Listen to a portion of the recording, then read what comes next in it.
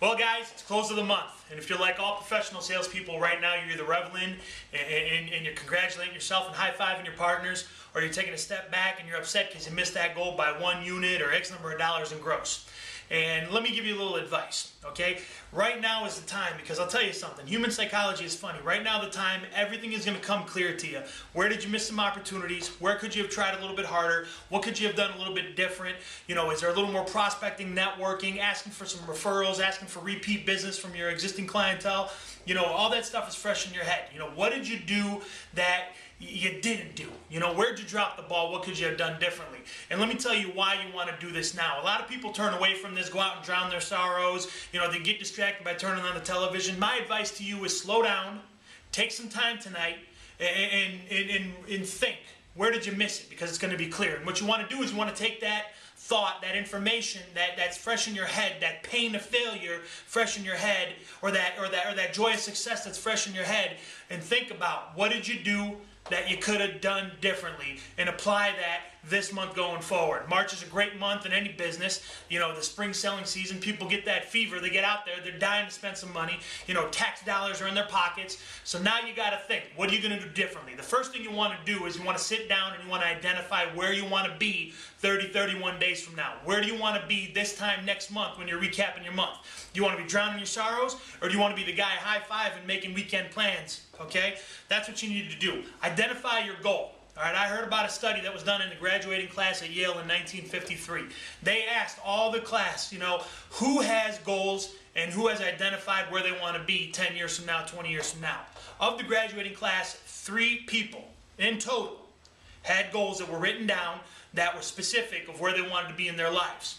20 years later, they interviewed those same people, that same surviving class of 1953, and those 3 people in that class that wrote down and identified clear, concise, laser-guided goals had a greater net worth, those 3 by themselves, more than the entire graduating surviving class of 1953 of Yale University. Okay? So, number 1, identify goals. Where do you want to be this time next month? Okay? And then back into it. If you're selling cars, you're selling furniture, you're going to go out, you're going to sell houses, you're going to sell mortgages, identify how many people do you need to close based on your average gross profit where you want to be. And then back into that number. How many prospects do you need to talk to with your average closing percentage to get where you're at? Now, for some of you, to get to your income goal, you know, because you have kind of a low closing percentage, you're going to have to talk to a ton of people. So how do you remedy that?